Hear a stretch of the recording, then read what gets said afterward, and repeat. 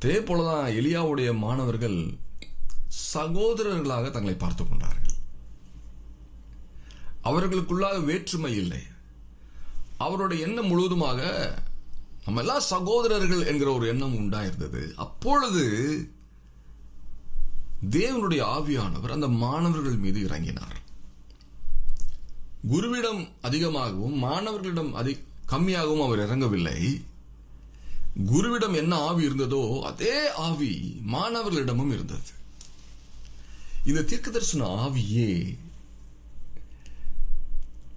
ஒரு தீர்க்கதரிசன மாணவனுடைய நோக்கமாக இருக்க வேண்டும். இயேசு கிறிஸ்துவே அதை சொல்லியிருக்கிறார். நீங்கள் எல்லோரும் சகோதரராக இருக்கிறீர்கள்.